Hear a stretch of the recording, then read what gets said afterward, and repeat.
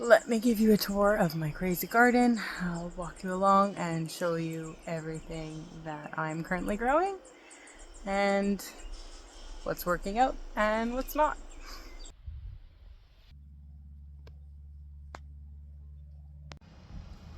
Here's just a panoramic view of the garden and all that I have growing in it right now. Most of the beds have been fully planted out, while some, I still have a couple spots left where I can put some things. This here is my tomato bed with a bunch of sunflowers and some pole beans. I have tomatoes that I use strings to hold them up, so I use tomato clips. I probably have some.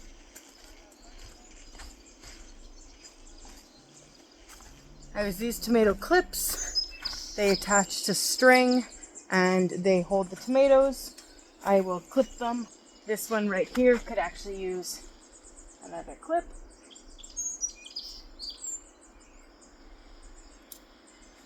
It's pretty simple and it'll just keep them growing upright. And then in this bed, I also have lots of sunflowers. These are all sunflowers back here. And then I'm trying to encourage these beans. I have beans on the side where all the poles are. I planted beans. So they're pole beans, and some of them, like here, are actually catching on, and they're gonna grow all the way up the poles. So that's one of my favorite things about this area. I did that last year for the first time, and it was so easy to harvest the beans and beautiful. They're not called pole beans for no reason. I don't know why I never tried using a pole before. I always had them growing up lattice, and a pole really is the way to go. So aside from that, I also have some flowers that are growing. On this side here, I have some zinnias. They're right down there. And I have them kind of throughout, scattered. There's a bunch of tomato plants, and I used to grow a lot more tomato plants, but I found that they weren't doing so well being so close together. And what would happen is one would have an issue like rust normally, and it would spread to all of them. I also felt like it was really hard for me to preserve all the tomatoes that were coming in because they were ripening all at different times. So what I do now is I go to a local farmer, I buy several bushels, usually like 6 or 7 bushels of tomatoes, San Marzano tomatoes, and we'll have a day where we actually go and process all the tomatoes. And that way it works a lot better. It's a lot easier on me. I don't feel like I need to, grow so many tomatoes here. And so what I grow here is just for us to eat fresh throughout the summer. Not much preserving. I'll do a little bit here and there, use it for salsas or, certain other things. I like green tomatoes to pickle them with hot peppers. But for the most part, tomatoes that I make into tomato sauce, I buy. Tomatoes that I eat fresh, I grow. Aside from that, what do I have? I have random herbs growing everywhere in the garden. They are just rampant. And then I have some other flowers too that are starting to grow a lot more. Marigolds. I have some, what else? I don't know. I didn't grade on planting a ton of different flowers, but I do have flowers scattered throughout. Dahlias also. And I also have children's toys that we can see are off to the side there because my kids are ever so present in the garden. So let's move on. I just want to stop and show you these sunflowers here. Some of them are growing massive. I don't know if I planted the right ones that I wanted to. I hope that they don't grow these like giant heads that fall over. I think I'll be okay. I think they are supposed to be branching sunflowers, so ones that I can actually harvest all summer long, harvest. I'm going to use them for bouquets and things like that. But yeah, some of them over here, like if you see down here, even over here, these are just huge. The leaves are huge on them. Moving on now. The next bed. Let's take a look at it. In this bed down here, I have zucchini growing. I do have some sunflowers that I planted throughout. I have cilantro, I have cucumber over there, and then I have peas at the end. My peas are a little slow to start. I had an issue with a rabbit that went and kind of, chewed off the top of the sprouts, but that's okay. I re-sowed them and they are now growing. Hopefully they catch up a bit and we can be eating some snap peas soon. I do have some volunteer plants also that popped up that I tend to just leave them when they pop up. It's less work for me, less of a hassle. So I have tomato plants that popped up over here, down here. There's about 2 or 3 of them. I actually took some and transplanted them into the tomato bed. That way I didn't have to start as many seedlings inside. I always try to take advantage of those volunteer plants because they really are the easiest because, it's always a bit of a transplant shock that happens when you take seedlings that you grew inside and you put them into the garden. And then they always have like this slow time to recover. Whereas if they just grow right away in the garden by themselves, they tend to outperform those that I transplant. Moving on. Here's my cute little peas that, are just catching up to where the other ones were. I also planted even more in the little areas that either they completely died out in or that just didn't germinate. And I'm hoping that those areas will sprout a bit later so that I'll have another generation of peas. Here is my raspberry patch. These are doing so well. There are raspberries. I kind of just pulled off a really tiny one, but they're all over. They're starting to ripen. They're delicious. But there's gonna be so many raspberries. My kids have already started to eat them, but I told them wait a couple days, they'll be even riper. It's supposed to be super sunny, so that will really help with the process. Next up, we have the pepper bed. These are all sweet peppers, and they are doing a lot better now. When I initially transplanted them, it was super windy. The weather wasn't super nice. It was really cold. And so what happened is they just weren't growing very much. And finally now I feel like they've rebounded. They're over the transplant shock. They're over the bad weather. And with the sun that we've had and the nice warm weather, they've started to grow very nicely. Some of them are even growing peppers already. So they have like little bell peppers now. These are all sweet bell peppers. I have another spot with spicy peppers I'll show you after.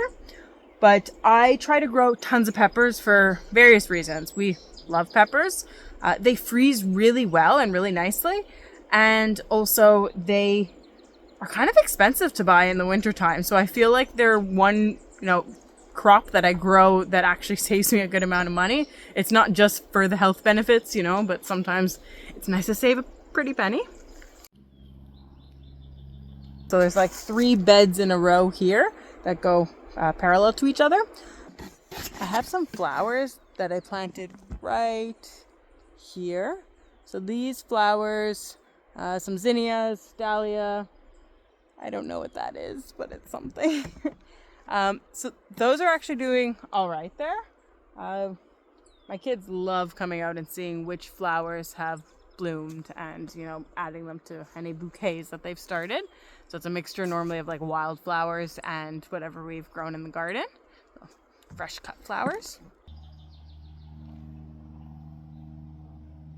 So the rest of this bed, I have a ton of parsley. It's self-seeded and I will let it grow. I'm going to cut a lot of it down soon. A lot of it's starting to flower and go to seed. I will let some of it go to seed so I can harvest those seeds and never have to buy parsley again. But I'm also going to dehydrate a lot of it. I do have sunflowers kind of scattered within, but they haven't grown a lot yet. I sort of planted them over time. So the ones that self-seeded are the huge ones that are in my tomato bed. Some that I planted right at the beginning of summer are, half that size that you initially saw. And then I have smaller ones that I just recently planted, but that's no problem. That just means I'll get sunflowers blooming throughout the summer. I have a variety of hot peppers and some marigolds that are growing at the other end of the bed. I love to pickle hot peppers and to eat them fresh. I have some jalapenos already starting to grow. The other peppers seem to be just starting to flower. And I have some chives that really These really need a haircut. They've got flowers that are, you know, just kind of, they're going to spread all throughout my garden at this point. So I will definitely trim these down soon so that I get fresher baby stalks that are much, you know, nicer to eat. So moving on now, I have, how is it, 1, 2, 3, 4, 5, 6 beds that go perpendicular to those 3 that I just showed you. And first bed we have here is garlic. This is my garlic bed. We harvested garlic scapes from it the other day. This will be harvested in the next couple of days. The bed behind that, I mean, that is the bed I went to war with recently. I'm growing potatoes there. These are all volunteer potatoes. I do a poor job digging them all up at the end of the season, which to my benefit means I don't have to plant them the next year. They just grow. But I'm dealing with some potato bugs. So the Colorado potato beetle, which is what I looked up, those were giving me quite a hard time. I think I've taken care of it at this point. But now I have a new potato beetle, or I don't know if I think you call it a potato beetle, that actually moved on to my ground cherry plants that are the next bed over. So I'll show you those. This bed here is full of ground cherries. See, here's an example of one of the potato bugs. This is not a Colorado potato bug. It's another type. I will get rid of it, but please, if you know how to get rid of them, let me know, because they've eaten my plant. So I planted a ton of ground cherries plants because my kids love them. They love to go and pick them. They're just like little fruit that they kind of look like mini tomatillos because they're like wrapped in a shell. But my kids love them. So I figure let's plant a whole bed of them, and then I don't have to worry about snack time in the morning. Just getting a closer look at the ground cherries here. They really spread out. And what happens is when you look underneath, they get these little pods. They're like tomatillos where they have like a shell, and then eventually that fruit will ripen and it'll fall to the ground, and that's when it's time to eat. Or you could just look at when the shell is kind of shriveling back. Even at the end of this bed, I mean, I have other things scattered throughout it. I have some zinnia growing there. I have a bunch of dill that's now going to seed towards the end there. I don't know if you can see it, but all the way over here. These are onions. I don't think I ever planted those onions. I think 3 summers ago I planted onions in this bed, and they just came up again this year. I don't really like growing onions anymore.